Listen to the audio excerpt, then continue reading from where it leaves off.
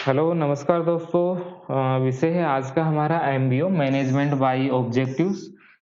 Management by objective यानी company के अंतर्गत आप मैनेजमेंट कर रहे हो या आपके पास में कोई ऑर्गेनाइजेशन है उसका आपको मैनेजमेंट करना है, तो मैनेजमेंट करते समय आपको उसके ऑब्जेक्टिव के ऊपर फोकस करना होगा। एक कंपनी के अंतर्गत कोई भी आप काम कीजिए, किसी भी प्रकार से आप मैनेज करते हो कंपनी को, तो उसमें मैनेज करते समय कंपनी का जो ऑब्जेक्ट है, उसका गोल है या उसका जो टारगेट है, उसको आपको सेंटर में रखना है और उसके बाद में ही आपको काम करना है।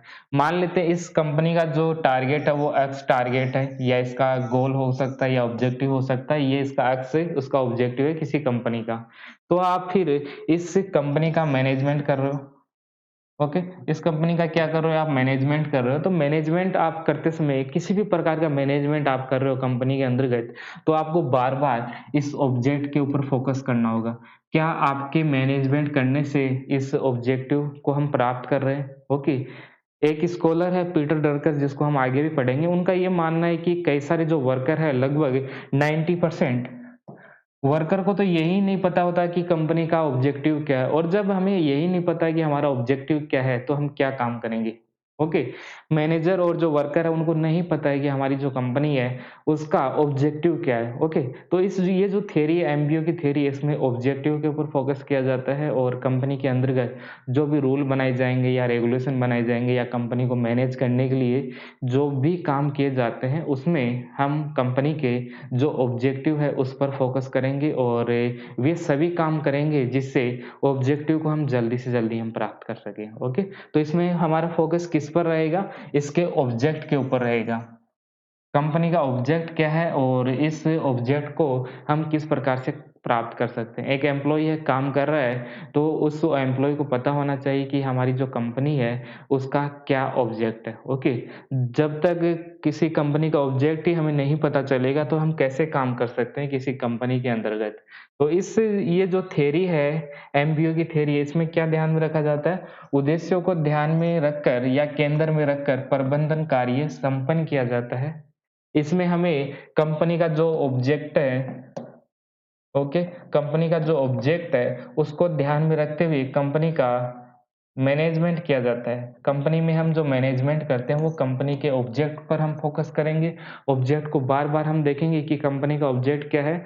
क्या उसके अनुसार हम काम कर रहे हैं, नहीं कर रहे हैं? बार-बार कर्मचारी और सॉरी जो एम्प्लॉयी और जो मैनेजर है, वो बार-बार इस बात को देखेंगे। दोनों मिलकर ये देखेंगे क्या हमारे द्वारा जो काम किया जा रहा है, उसके द्वारा क्या ये जो ऑब्जेक्ट है ये पूरा हो रहा है, नहीं हो रहा, ओके?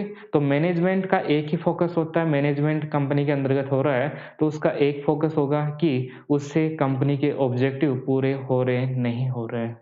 तो ये क्या है? एमबीओ क्या है? एक प्रोसेस है। एमबीओ एक प्रोसेस है जिसके द्वारा ऑर्गेनाइजेशन के ऑब्जेक्टिव, टारगेट और गोल को डिसाइड किया जाता है और उसके बाद में उसको प्राप्त करने का प्रयास किया जाता है, ओके? तो सबसे पहले हम क्या करते हैं, कंपनी के ऑब्जेक्ट को डिसाइड करेंगे कि कंपनी का क्या ऑब्जेक्ट है, और उसके बाद में जो भी हम मैनेजमेंट करेंगे कंपनी के अंतर्गत, वो उसी ऑब्जेक्ट के अनुसार करेंगे। जैसे हमें एक कंपनी है हमारी, ओके? एक्स कंपनी है और हमने ये डिसाइड किया कि हम अभी इस वर्ष में जो हमारा जो फाइनेंशियल ईयर है, उसमें 100 कार बनाएँगे, ओके? ये हमारा ऑब्जेक्टिव हो गया। उसके बाद में हम हमारी जो कंपनी है उसका मैनेजमेंट शुरू करेंगे कि हमारी कंपनी में ये जो हमारा टारगेट है उसको पूरा करने के लिए हमारे पास में कितने एम्प्लॉयी होने चाहिए, कितने हमारे पास में पैसे होने चाहिए या रिसोर्सेज़ हमारे पास में कितने होंगे। तो सबसे पहले ऑब्जेक्टिव को हम डिसाइड करेंगे और उसके बाद में हम मैनेजमेंट प्रारंभ करेंगे कि हमें इस ऑब्जेक्टिव को प्राप्त करने के लिए हमारी कंपनी का मैनेजमेंट इस प्रकार से होना चाहिए, ओके? तो हमारा मेन जो फ़ोकस है वो किस पर रहेगा? उसके ऑब्जेक्टिव के ऊपर रहेगा और उसके बाद में हम धीरे-धीरे कंपनी का मैनेजमेंट करेंगे, ओके? तो कंपनी का जो फ़ोकस है वो कहाँ पर रहेगा? कंपनी का जो फ़ोकस है वो उसके ऑब्जेक्टिव पे रहेगा और ऑब्जेक्टिव को प्राप्त करने के लिए ही कंपनी का मैनेजमेंट किया जाएगा। उद्देश्यों का निर्धारण करके, हमारे जो ऑब्जेक्टिव है उसका निर्धारण करके और उनके आधार पर संगठन का प्रबंधन करने की ये एक प्रक्रिया है। ओके, तो सबसे पहले इसमें ऑब्जेक्टिव को डिसाइड हम करेंगे कि हमारे ऑब्जेक्टिव क्या है और उसी के आधार पर हम संगठन हमारा जो ऑर्गेनाइजेशन है उसका मैनेजमेंट करेंगे। तो ये क्या है? ये एक प्रोसेस है जिसके तहत हम अपने उद्देश्यों का निर्धारण करते हैं और उसके आधार पर ही संगठन संगठन का मैनेजमेंट करते हैं। तो ओके, तो हमारा जो ऑर्गेनाइजेशन है उसका मैनेजमेंट करेंगे तो इस प्रकार की ये एक प्रोसेस है। एमबीओ क्या है? एमबीओ एक प्रोसेस है जिसके तहत हम अपने उद्देश्यों का निर्धारण करते हैं कि हमारे ऑब्जेक्टिव क्या होंगे और उसके बाद में हम संगठन का जो प्रबंधन है, जो ऑर्गेनाइजेशन का जो मैनेजमेंट है वो हम करेंगे। ओके। इस प्रकार के जो विचार है सबसे पहले अल्फ्रेड सिलोन के द्वारा दिया गया था 1950 के अंतर्गत। 1950 यानी सेकंड वर्ल्ड वॉर के बाद में इस पर मेन फोकस किया जाता है 1950 में अल्फ्रेड सिलोन के द्वारा। लेकिन इसके ऊपर जो अच्छा काम किया था वो पीटर ड्रकर के द्वारा एमबीओ के ऊपर काम किया गया है और हम भी इसी को पढ़ेंगे। पीटर ड्रकर ने ये क्या बताया है, एमबीओ क्या होता है, किस प्रकार से ये काम करता है, इसकी प्रोसेस क्या होती है, इसके बेनिफिट क्या होते हैं और इसमें हम क्या-क्या शामिल करते हैं। तो आज का जो क्लास रहेगा वो इसी के ऊपर रहेगा कि पीटर ड्रकर ने एमबीओ को किस प्रकार एक्सप्लेन किया है और एमबीओ के जो गोल है, ओके, उसको हम किस प्रकार से प्राप्त कर सकते हैं।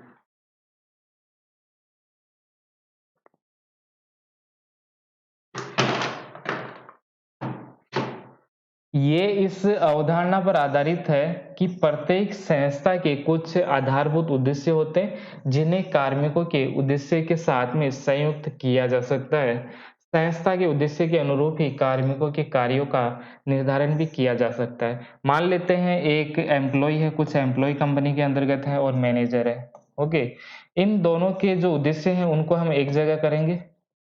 इनके क्या उद्देश्य हैं और फिर उनके उद्देश्यों को हम कंपनी के उद्देश्य के साथ में मिला देंगे। मान लेते हैं एक व्यक्ति है या एक एम्प्लॉयी है, उसका उद्देश्य कुछ हो सकता है और जो मैनेजर है कंपनी के अंतर्गत, उनके कुछ उद्देश्य हैं, ओके। तो इन दोनों को मिलाकर हम कंपनी का जो मेन उद्देश्य होगा, उसके साथ में हम जोड़ देंगे, ओके। तो इस प्रकार से क्या है, इस प्रकार से हमारे जो गोल है, उसको हम प्राप्त कर सकते हैं। तो यही इसमें लिखा गया है, ये इस अवधारणा पर आधारित है कि प्रत्येक संस्था के कुछ आधारभूत उद्देश्य होते हैं जिन्हें एम्प्लॉय के उद्देश्यों के साथ में जोड़ दिया जाता है, ओके, और जोड़ करके हम उन टारगेट्स को पूरा करने का प्रयास हमारे द्वारा किया जाता है। तो ये जो बुक है इसमें पीटर ड्रकर का एक बुक है द प्रैक्टिस ऑफ मैनेजमेंट। इसी को हम समझेंगे कि इस बुक में क्या लिखा गया है, किस प्रकार से पीटर ड्रकर के द्वारा एमबीओ की थ्योरी दी गई है। तो ये बुक आपको पता होना चाहिए, the practice of management. The practice of management, Peter F Drucker के द्वारा ये बुक लिखी गई है।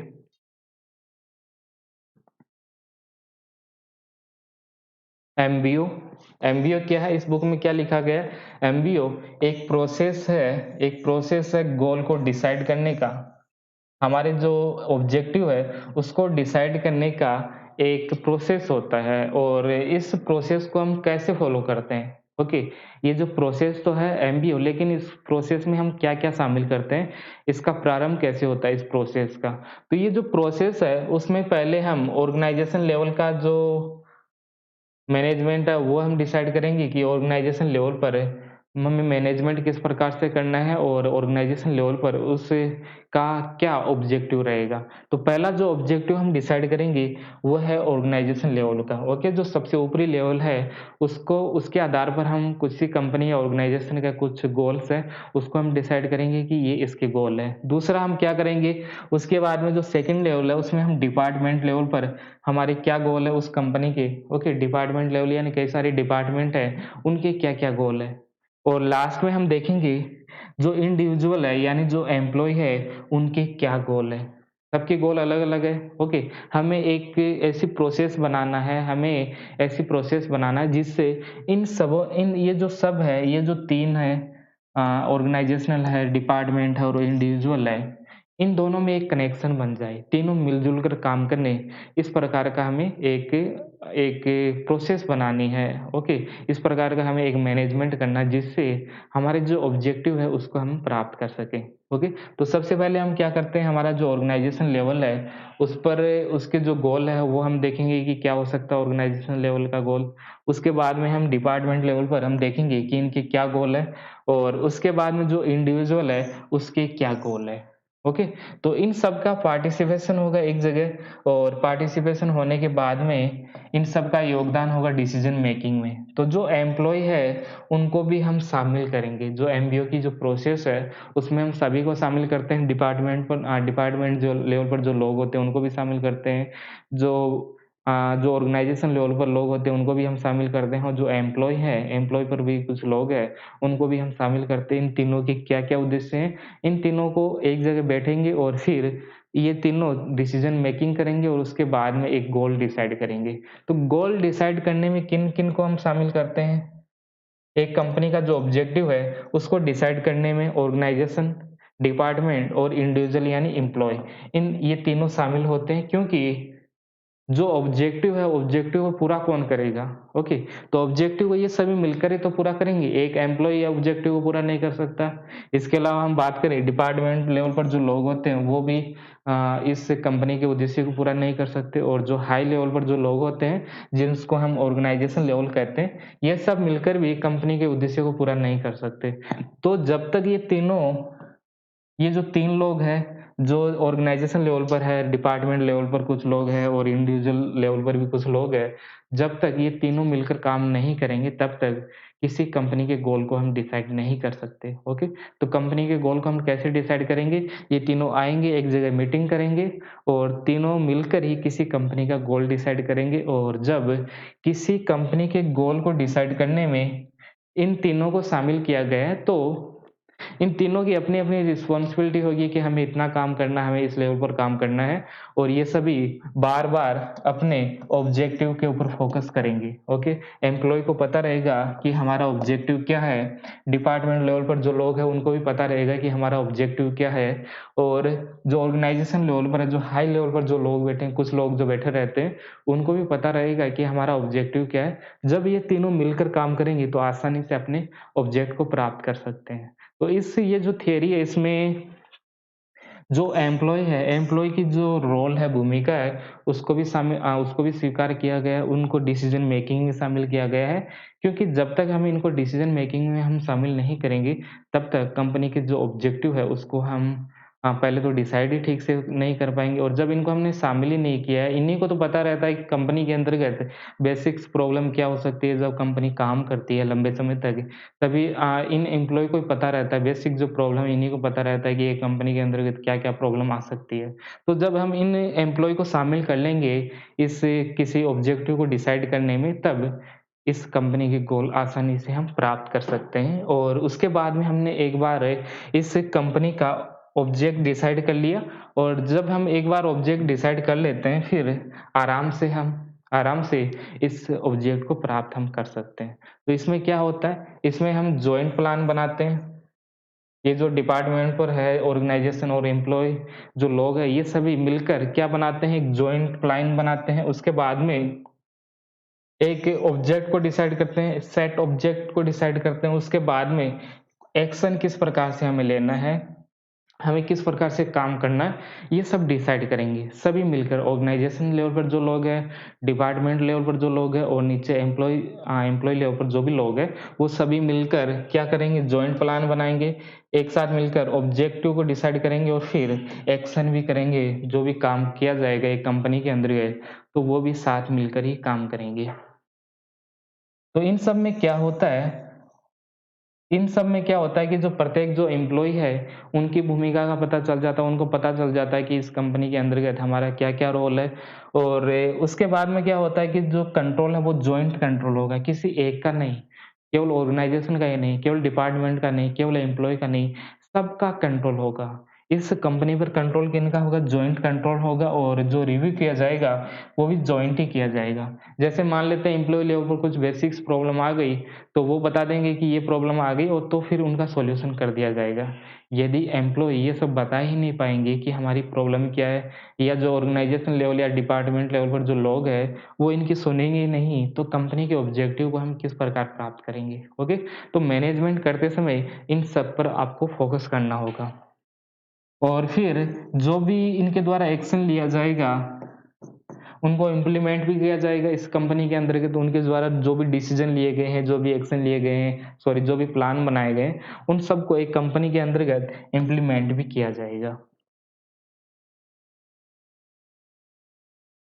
और इस एमबीओ की जो प्रोसेस है या एमबीओ की जो थ्योरी है, इसके अंतर्गत गोल ओरिएंटेशन है ये, ओके। जो एम्प्लॉय है, एम्प्लॉय ओरिएंटेशन पर इस पर फोकस किया जाता है, यानी प्रत्येक एम्प्लॉय को क्या-क्या काम करना है, उसके क्या-क्या गोल होंगे, इन सबको इसमें डिसाइड किया जाता है। तो इसको हम क्या कहते हैं, कार्मिक की गतिविधियों को उद्देश्योन्मुख बनाया जाता है। यानी जो एम्प्लॉय है, एम्प्लॉय के द्वारा जो काम किए जाते हैं, उनको टारगेट डिसाइड कर दिया जाता है। तो उनके द्वारा जो भी काम किए जाएँगे, मान लेते हैं एक्स एक एम्प्लॉयी है, उनके द्वारा जो भी काम कंपनी के अंतर्गत किए जाएँगे, वो क्या होंगे, गोल ओरिएंटेशन होंगे। उनको पता रहेगा कि हमें इस गोल को प्राप्त करना है। तो ये क्या है, गोल ओरिएंटेशन, ओके। और इसके अंतर्गत जो भी एक्टिविटी की जाएगी, वो सभी गोल को प्राप्त करने के लिए की जाएगी, क्योंकि हमने इसमें एम्प्लॉयी को शामिल किया है। डिसीजन मेकिंग की जो प्रोसेस है, या जो हम कह सकते हैं जो ऑब्जेक्टिव को हमने डिसाइड किया है, उसमें हमने इनको शामिल किया है। तो ये क्या हो जाएँगे, पार्ट ऑफ ऑर्गेनाइजेशन हो जाएँगे। जो भी एम्प्लॉयी है, वो सभी इस ऑर्गेनाइजेशन के सदस्य हो जाएँगे और सब मिल-जुल कर काम करेंगे। उनको उनके द्वारा एक फिक्स, सबसे पहले क्या किया जाएगा, ऑब्जेक्ट को डिसाइड किया जाएगा, और फिर ऑब्जेक्ट को डिसाइड करके फिर इस ऑब्जेक्ट को प्राप्त करने के लिए इनके द्वारा काम किया जाएगा। सभी मिलकर काम करेंगे इस ऑब्जेक्टिव को प्राप्त करने के लिए। तो सबको पता होना चाहिए, जो डिपार्टमेंट लेवल है या ऑर्गेनाइजेशन लेवल है या जो एम्प्लॉयी लेवल है, सबको पता होना चाहिए कि हमारा काम क्या है, हमारा ऑब्जेक्ट क्या है, इससे कि ये जो कंपनी है, इसका ऑब्जेक्ट क्या है। जब सबको ऑब्जेक्ट का पता चल जाएगा, तब वो ठीक से काम कर पाएँगे और कंपनी के जो उद्देश्य हैं, उनको वो प्राप्त कर पाएँगे। अब कुछ बेसिक क्या देखते हैं, हम कुछ मान्यताएँ देख लेते हैं कि ये जो थियरी है, ये कब अप्लाई हो सकती है। इस प्रकार की जो थियरी है, एमबीओ की जो थियरी है, ये जो प्रोसेस है, वो कब अप्लाई हो सकती है। क्या हर प्रकार की कंपनी है, उसमें हम एमबीओ की प्रोसेस को लागू कर सकते हैं? नहीं, ऐसा नहीं होता। उसके लिए कुछ मान्यताएँ हैं, यानी ये पॉइंट्स तो होने ही चाहिए। कोई भी कंपनी है, उसमें एमबीओ की जो प्रोसेस है, वो कब अप्लाई हो सकती है? कब हो सकती है? जब इस कंपनी के कुछ ना कुछ उद्देश्य हो।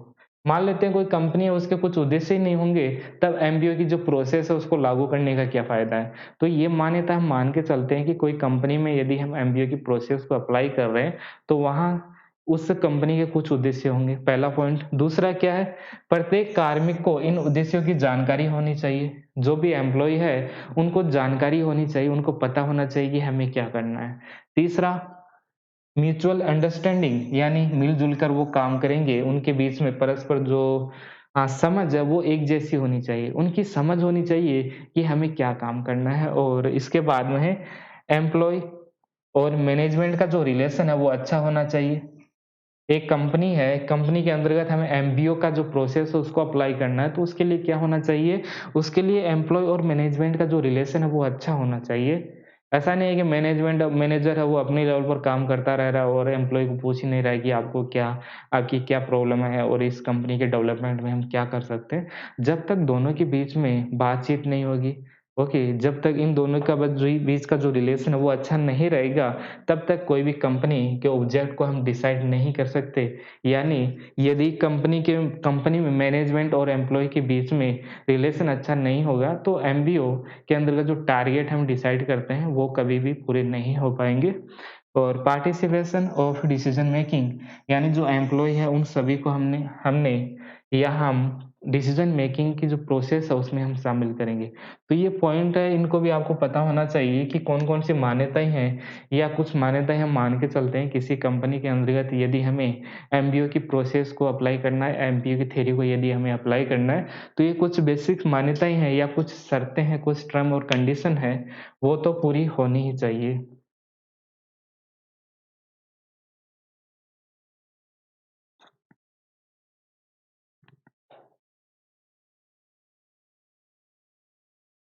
अब इसका प्रोसेस देख लेते हैं कि ये किस प्रकार से काम करता है। अभी हमने कुछ बेसिक्स देखा, अब थोड़ा-सा और डिटेल से हम देखते हैं एमबीओ की जो प्रोसेस है, वो कैसे काम करती है, ओके?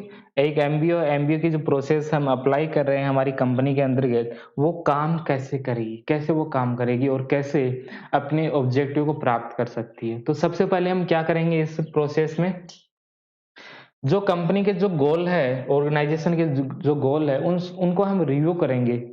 ओके, हम उनको रिव्यू करेंगे यानी हम उनकी जाँच करेंगे, हमारी कंपनी के जो भी गोल है, जो भी हमारे लक्ष्य या उद्देश्य हैं, उनकी हम जाँच करेंगे, बार-बार हम उनको रिव्यू करेंगे, ओके, क्या ये ठीक है कि नहीं? और हम उनको प्राप्त करने के लिए उनको प्राप्त करने के लिए हमारे द्वारा जो काम किए जा रहे हैं, वो ठीक है कि नहीं? सेकंड काम हम क्या करेंगे, सेट वर्कर ऑब्जेक्टिव, जो काम करने वाले हैं, जो एम्प्लॉयी है, उनके ऑब्जेक्टिव को हम डिसाइड करेंगे। ये 5 स्टेज बताइए यहाँ पर पीटर ड्रकर के द्वारा 5 स्टेज बताइए एमबीओ की प्रोसेस को किस प्रकार हम अप्लाई कर सकते हैं किसी कंपनी के अंतर्गत। तो क्या होगा इसमें, सबसे पहले रिव्यू किया जाएगा जो गोल है, कंपनी का जो गोल है उसको हम रिव्यू करेंगे। उसके बाद में क्या करेंगे, उसके बाद में जो वर्कर है, वर्कर के जो ऑब्जेक्टिव है, जो उद्देश्य है, उनको हम डिसाइड करेंगे।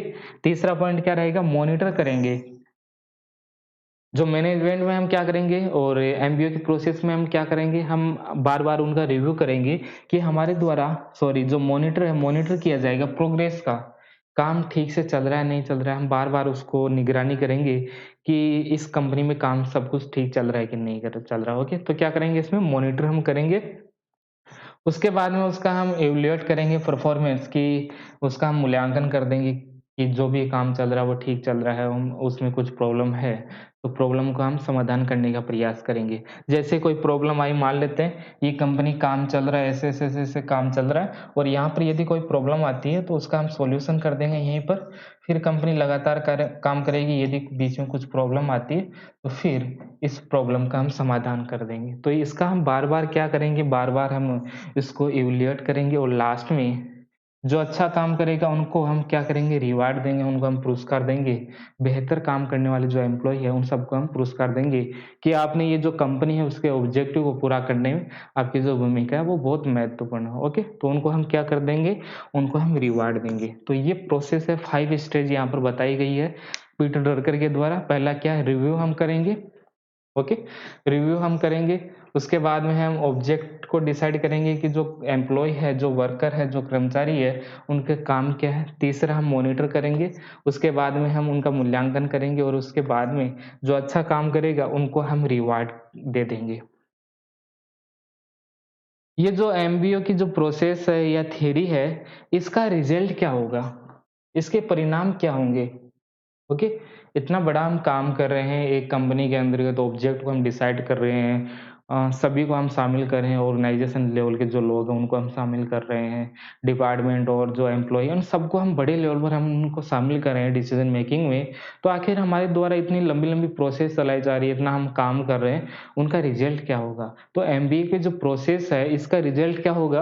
पहला रिजल्ट तो ये होगा कि इनके बीच की जो हायरार्की है, जो पदानुक्रम है कि किसका क्या-क्या काम है, कौन किसको आदेश देगा, ये एक सिस्टमैटिक हो जाएगा, ओके। मान लेते हैं यहाँ पर ये 5 लोग हैं,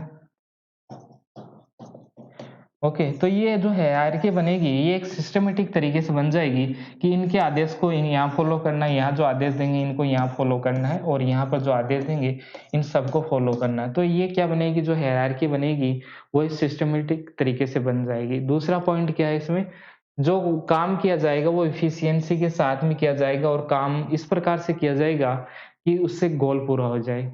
मान लेते हैं हमारे द्वारा 5 प्रकार के काम किए जा रहे हैं, ओके, और हमारा जो एक्स गोल है वो केवल इन्हीं से पूरा हो जाएगा। 3 प्रकार के यदि हम काम करें तो उसी से हमारे जो गोल है वो प्राप्त हो जाएगा। तो ये 2 काम हम क्यों करेंगे, ओके। तो एफिशिएंसी के साथ में हम काम कर सकते हैं, गोल यदि हमारा फिक्स है। हमें पता है कि हमें कौन-सा एग्ज़ाम क्रैक करना है, हमारा एकदम गोल हमने डिसाइड कर लिया, तो फिर हमारी जो एनर्जी है हम उसके अकॉर्डिंग ही लगाएँगे, ओके। जो हमें एग्ज़ाम क्रैक करना है उसको हम स्टडी करेंगे कि हम किस प्रकार से उसको इसको हम अचीव कर सकते हैं, उसको इस गोल को हम कैसे पूरा कर सकते हैं, तो हम केवल उसी के लिए काम करेंगे। ऐसा नहीं कि बहुत सारा हम काम करते रहेंगे, फालतू की बुक्स हम पढ़ते रहेंगे, ऐसा नहीं करेंगे। जो हमारे लिए गोल के लिए ज़रूरी है, जो बुक्स ज़रूरी है, केवल हम उसी का स्टडी करेंगे। तीसरा पॉइंट क्या होगा? Problem solving automatic. यदि कंपनी के अंतर्गत कुछ प्रॉब्लम आती है तो एम्प्लॉय की भी कुछ रिस्पॉन्सिबिलिटी हमने पहले ही डिसाइड कर दी है कि कुछ भी प्रॉब्लम आई तो आप अपने लेवल पर उसका सॉल्यूशन कर दीजिए। जैसे ऑर्गेनाइजेशन लेवल पर कुछ प्रॉब्लम आएगी तो वो उनका सॉल्यूशन कर देंगे, डिपार्टमेंट लेवल पर कुछ प्रॉब्लम आएगी तो वो उसका सॉल्यूशन कर देंगे और नीचे यानी एम्प्लॉय लेवल पर कोई प्रॉब्लम आएगी तो वो उनका सॉल्यूशन कर देंगे। तो एक बार कंपनी के अंतर्गत कुछ प्रॉब्लम आती है तो वो सॉल्यूशन अपने आप कर देंगे, अपने लेवल पर वो कर देंगे क्योंकि उन्हें पता है कि इस प्रॉब्लम का सॉल्यूशन किए बिना हम अपने उद्देश्य को प्राप्त नहीं कर पाएँगे, ओके? तो ये क्या करेंगे, जो प्रॉब्लम आती है कोई भी कंपनी या ऑर्गेनाइज़ेशन के अंतर्गत कुछ भी प्रॉब्लम आती है तो उसका समाधान अपने आप ही हो जाएगा। सभी अपनी-अपनी रिस्पॉन्सिबिलिटी पता है सबको कि हमें क्या-क्या काम करना है और इसके बाद में है टारगेट। टारगेट को हम प्राप्त कर सकते हैं फिक्स टाइम।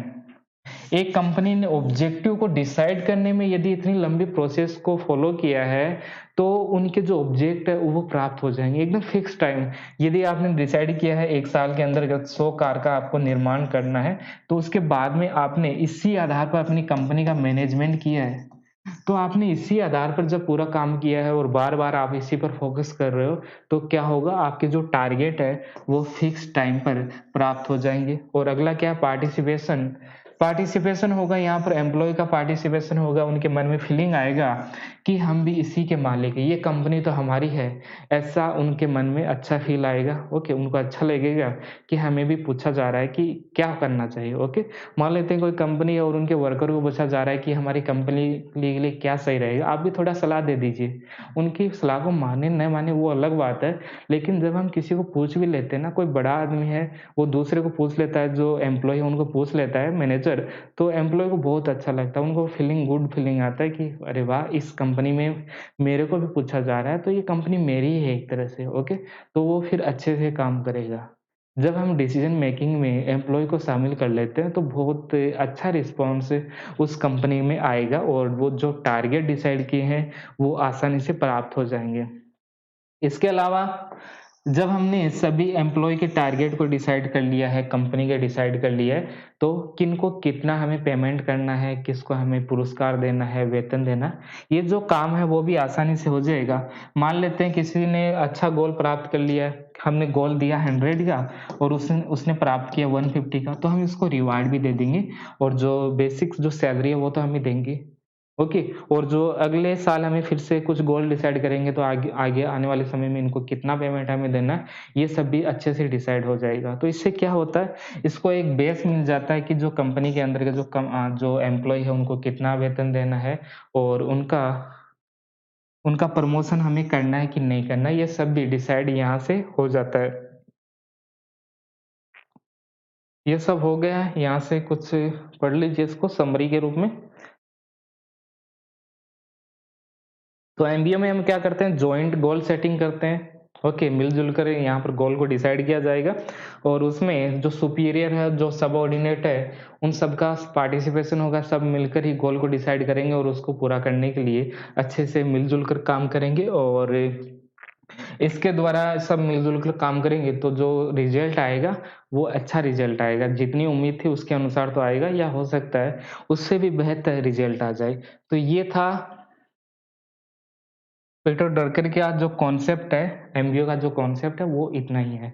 आगे है इन्होंने कुछ और भी बताया एक्स्ट्रा। एक शब्द उन्होंने काम में लिया है स्मार्ट, SMART, और ये एक मेथड है, एक प्रोसेस है जिसमें हम एमबीए की जो प्रोसेस हमारी चल रही है, उसमें हमें इसको भी फॉलो करना है। एमबीए की जो प्रोसेस हमने पढ़ ली है वो तो ठीक है, लेकिन एमबीए की जो प्रोसेस है उसमें हमें स्मार्ट को हमें शामिल करना है। ओके, स्मार्ट क्या होता है? स्मार्ट यानी एस फॉर स्पेसिफिक। इनका जो शब्द है बस इतना ही आपको ध्यान में रखना है। ये सब क्या है, एमबीए की जो प्रोसेस जो हम ऑब्जेक्टिव डिसाइड करते हो तो वो उसमें हमें किन-किन का हम हमें उसमें किस प्रोसेस को हमें फॉलो करना है। तो प्रोसेस क्या हो सकती है? एक तो ये हो सकता है एस फॉर स्पेसिफिक यानी स्मार्ट का हमें ध्यान में रखना है। बस इतना काफ़ी रहेगा आपके लिए। और एम यानी मेजरेबल, ओके। और ए से क्या होगा, अचीवेबल। और लास्ट में हो जाएगा यहाँ पर टी फॉर टाइम बेस्ड हो जाएगा और आर फॉर रियलिस्टिक हो जाएगा। ओके, इस प्रकार की एक प्रक्रिया बताई है यहाँ पर। पीटर ड्रकर ने द्वारा, ओके। तो पीटर ड्रकर ने क्या बताया, एक स्मार्ट एक शब्द काम में लेते हैं जिसके द्वारा जो जो एमबीओ की जो ऑब्जेक्ट है उसको हम प्राप्त कर सकते हैं। तो प्राप्त करने के लिए इस प्रकार का एक शब्द दिया है स्मार्ट, और इसका जो फुल फॉर्म है वो आपको पता होना चाहिए। बस हमारे लिए इतना जानना काफ़ी रहेगा। ज़्यादा पढ़ना चाहे वो इनको पढ़ सकता है। इसका पीडीएफ मैं डाल दूँगा, नीचे लिंक मिल जाएगा आपको, टेलीग्राम चैनल का आपको लिंक मिल जाएगा। वहाँ से आप इस पीडीएफ को देख लीजिए और इन सबको पढ़ लीजिए जो आपको अलग लगे, ओके। इनका कांसेप्ट है, 1-2 कांसेप्ट और देख लेते हैं जो महत्वपूर्ण है। एक कॉन्सेप्ट है इनका नॉलेजेबल वर्कर। ज्ञान कार्य का इनका कॉन्सेप्ट है नॉलेजेबल वर्कर। ये बताते हैं कि जो मॉडर्न एरा है या कंटेम्परेरी जो एरा है, उसमें सैलरी किसको अधिक मिलेगी, किसकी वैल्यू अधिक होगी, वो इस बारे में डिटेल से बताते हैं कि जिनके पास में नॉलेज होगा, जिनके पास में नॉलेज होगा या जो ट्रेंड होंगे, जो ट्रेंड लोग होंगे, जिनके पास में नॉलेज होगा, उन लोगों की आगे आने वाले समय में वैल्यू अधिक हो जाएगी। ओके, तो नॉलेज वर्कर यानी जिनके पास में नॉलेज होगा, उनका जो डिमांड है वो 21 सेंचुरी के अंतर्गत बढ़ जाएगा। और इसमें वो किन-किन को शामिल करते हैं, जैसे अ, प्रोग्रामर्स हो सकते हैं, वेब डिज़ाइनर हो सकते हैं, सिस्टम जो एनालिटिकल होते हैं, जो एनालिसिस करते हैं सिस्टम का, वो हो सकते हैं। टेक्निकल राइटर्स हो सकते हैं, या डाटा को जो रिसर्च करते हैं, उनको एनालिसिस करते हैं, वो हो सकते हैं। इसके अलावा रिसर्चर हो सकते हैं और नॉलेज वर्कर हो सकते हैं। ये सभी जो लोग होते हैं, ये नॉलेजेबल वर्कर होते हैं, जिनका जो महत्व है वो आगे आने वाले समय में बढ़ जाएगा। इसके अलावा पब्लिक अकाउंट्स हो सकते हैं, जो अकाउंट्स करने वाले होते हैं उनको हम शामिल कर सकते हैं। इसके अलावा ये इंजीनियर हो सकते हैं, आर्किटेक्ट्स हो सकते हैं, या लॉयर भी हो सकते हैं, साइंटिस्ट हो सकते हैं, फाइनेंशियल जो उसका एनालिसिस करते हैं वो भी हो सकते हैं, और डिज़ाइन जो थिंकर्स है वो भी इसमें हो सकते हैं। तो ये सभी कौन है, इनके पास में नॉलेज होता है, और नॉलेज के द्वारा ये क्या करेंगे, क्रिएटिविटी करेंगे। इन यदि कोई प्रॉब्लम है तो प्रॉब्लम का ये समाधान करने वाले लोग होंगे। ये ग्राउंड लेवल पर काम नहीं करेंगे, एक-एक ऐसे ग्राउंड लेवल पर इनके द्वारा काम नहीं किया जाएगा। इनके द्वारा क्या किया जाएगा, इनके द्वारा क्रिएटिविटी किया जाएगा, रचनात्मकता पर इनका फ़ोकस रहेगा, कुछ नया करने का काम इनके द्वारा किया जाएगा। यदि हमारे सामने कोई प्रॉब्लम है, तो उनका समाधान करेंगे, ग्राउंड लेवल पर काम नहीं करेंगे। एक बड़ी प्रॉब्लम है, तो बड़ी प्रॉब्लम का हम कैसे सॉल्यूशन हम कर सकते हैं, या कोई भी काम हो उसको हम बेहतर ढंग से कैसे कर सकते हैं, उन सभी जो लोग हैं उनकी वैल्यू आगे आने वाले समय में बढ़ जाएगी। ओके, ये बात इस कॉन्सेप्ट में वो बताते हैं, नॉलेज वर्कर का जो कॉन्सेप्ट है वो इन्हीं से जुड़ा हुआ है। और इसमें ये भी बताते हैं कि जो व्हाइट कॉलर जॉब, यानी व्हाइट कॉलर जॉब भी इनको हम बोलते हैं, जिनके पास में नॉलेज है और नॉलेज के द्वारा ही ये जो काम करते हैं, इनको हम व्हाइट कलर जॉब बोलते हैं। और जो ब्लू कलर जॉब है, उनका जो महत्व है वो लगातार कम हो जाएगा, और ये भी कहते हैं कि आगे आने वाले समय में जो भी काम है, जो ब्लू कलर जो जॉब्स है, उनका जो काम है वो कम हो जाएगा, उनके स्थान पर जो मशीनें हैं वो आ जाएगी, और उन्हीं के द्वारा काम किया जाएगा। और आप अभी देखते भी हो कि रोबोट्स आ गए हैं, कई सारी मशीनें आ गई हैं, जो कि काम करती है, तेज़ गति से काम करती है। तो अब जो महत्व बढ़ रहा है वो लगातार इन्हीं का बढ़ रहा है, जिनके पास में नॉलेज है, और ये एग्ज़ाम्पल उन्होंने इस कॉन्सेप्ट के अंतर्गत दिए हैं। अगला है डिसेंट्रलाइज़ेशन, यानी विकेंद्रीकरण की अवधारणा इनके द्वारा दी जाती है, और इसके अंतर्गत वो बताते हैं कि जो पावर है या जो डिसीज़न लेने की जो अथॉरिटी है, वो किसी एक के पास में नहीं होनी चाहिए, ओके? जो डिसीज़न है वो मैनेजमेंट लेवल पर भी लेना चाहिए, एम्प्लॉयी लेवल पर भी उनको कुछ पावर दे देना चाहिए कि वो डिसीज़न ले सके, और जो डिपार्टमेंट लेवल है वहाँ पर भी डिसीज़न लेने के लिए उनके पास में कुछ अथॉरिटी होनी चाहिए। तो ये क्या बात करते हैं, ये डिसेंट्रलाइज़ेशन की बात करते हैं कि जो डिसीज़न लेने की जो पावर है वो सबके पास में होनी चाहिए, केवल एक जो मैन लीडर होता है या मैनेजर होता है उसके पास में ही नहीं होनी चाहिए। जो नीचे लेवल पर काम करते हैं, एम्प्लॉयी जो लोग लोग काम करते हैं, उनके पास भी इस प्रकार की पावर होनी चाहिए, जिससे हमारे पास में यदि कोई भी प्रॉब्लम आती है, तो उनका वो समाधान कर सकें। ओके? जब भी कोई छोटी-छोटी प्रॉब्लम आती है, यदि एम्प्लॉयी के पास में पावर होगी, तो वो उसका आराम से सॉल्यूशन कर लेंगे। और कोई बड़ी प्रॉब्लम आ जाएगी, कोई बड़ी बड़ी प्रॉब्लम आती है, तो वो उनको यहाँ पर मैनेजर की सहायता से उनको सॉल्व कर सकते हैं। ओके? और अगला क्या है इसमें, अगला है एक कॉन्सेप्ट और है हमारा, और इसका नाम है management is a liberal art. ये भी इनका ही कॉन्सेप्ट है, और management and the liberal arts. Okay, तो management is a liberal arts है। वो क्या कहते हैं, जो मैनेजमेंट है वो एक लिबरल आर्ट्स है। ओके, ना कि कोई साइंस है। ये क्या कहते हैं, लिबरल किस प्रकार से, एक मैनेजमेंट यदि हम करते हैं किसी ऑर्गेनाइजेशन और कंपनी के अंतर्गत, वो क्या है, एक लिबरल है। लिबरल है यानी जहां पर नॉलेज का प्रयोग किया जाता है।